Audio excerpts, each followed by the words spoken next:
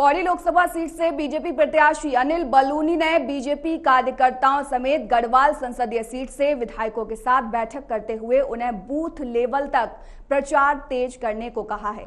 अनिल बलूनी ने दावा किया है कि पौड़ी लोकसभा सीट से बीजेपी 5 लाख से अधिक वोट से जीत हासिल करेगी और ये बड़ा मार्जिन कांग्रेस और अन्य दलों को एक करारी शिकस्त देगा।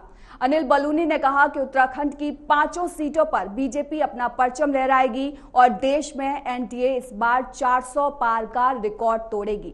अनिल बलूनी ने युवा बीजेपी कार्यकर्ताओं के साथ भी मुलाकात की और जीत के मार्जिन को बढ़ाने के लिए सक्रिय होकर बीजेपी का प्रचार तेज करने को कहा।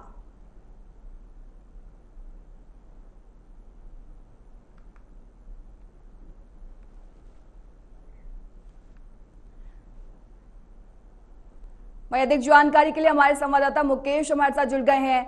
मुकेश, क्या कुछ अपडेट है, क्या कुछ तैयारियां की जा रही हैं सरकार की ओर से?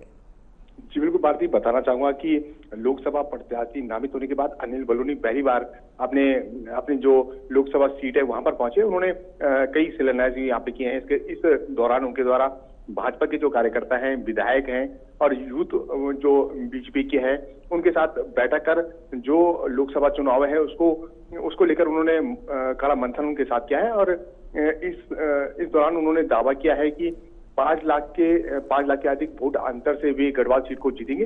इसके साथ ही उन्होंने दावा किया है कि जो उत्तराखंड की 5 लोकसभा सीटें हैं, इन पर भी भाजपा अपना परचम लहराएगी। जी मुकेश, मैं ये भी जानना चाहूंगी कि अब की बार बीजेपी की तरफ से दावा किया जा रहा है कि 5 लाख से ज्यादा वोटों से बीजेपी वहां पर जीत हासिल करेगी, तो क्या लगता है आपको ये कितना आसान टारगेट है बीजेपी के लिए?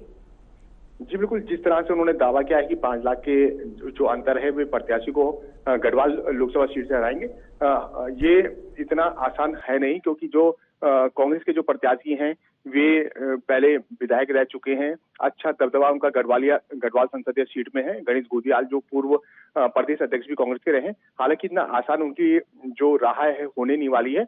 ये जरूर कहेंगे जो मोदी मैजिक पूरे देश में चल रहा है उसका प्रभाव जरूर इस सीट पर भी पड़ेगा, मगर किस तरह से अनिल बलूनी अपनी नैया को पार करते हैं, ये बड़ा दिलचस्प देखने लायक होगा।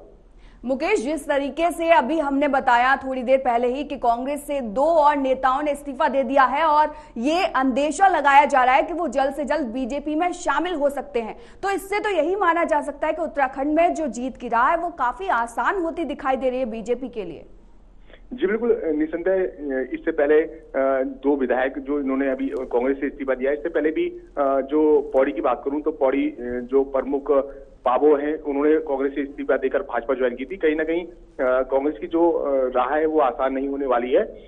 कई चुनाव आने तक कई और दिग्गज नेता भी भाजपा में शामिल होने के जो सूत्र हमें दावा कर रहे हैं कि कई और विधायक भी भाजपा में शामिल हो सकते हैं। तो कहीं ना कहीं कांग्रेस की जो राह है वो आसान नहीं होने जा रही है। मगर गढ़वाल सीट की बात करूं तो हल्का प्रत्याशी कांग्रेस ने नहीं उतारा है, मजबूत प्रत्याशी उतारा है। तो उनका अपना रुतबा है, उनकी एक अपनी छवि है, उस छवि को लेकर वो जनता के पास जाना वो उन्होंने शुरू कर दिया है। तो कहीं ना कहीं भाजपा और कांग्रेस के लिए जो गढ़वाल सीट है, जो हर समय हॉट सीट मानी जाती है, ये दोनों के लिए ही आसान नहीं होने वाली है।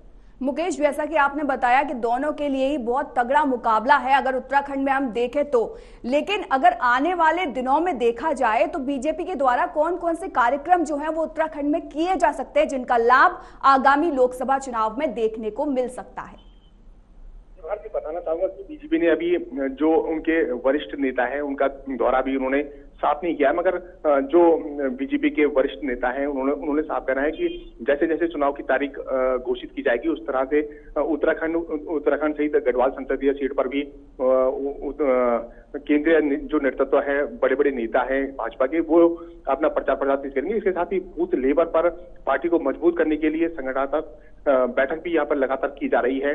चाहे मैं मंडल अध्यक्ष की बात करूं, मैं चाहे जिला अध्यक्ष पौड़ी की बात करूं, वो लगातार क्षेत्रों में जाकर अब भारतीय जनता पार्टी को संगठन के रूप से मजबूत करने के लिए तैयार कर रहे हैं। इसके साथ ही उनका दावा है कि जो बूथ लेवल पर जो कांग्रेस के मतदाता थे वो भी अब भाजपा की ओर आ रहे हैं। क्योंकि केंद्र सरकार की और राज्य सरकार की जो नीति रीति रही है उनसे प्रभावित होकर लगातार भाजपा के पक्ष में आ रहे हैं। इस तरह के कार्यक्रम आगे भी देखने को मिलेंगे। ठीक है, धन्यवाद मुकेश तमाम जानकारी के लिए।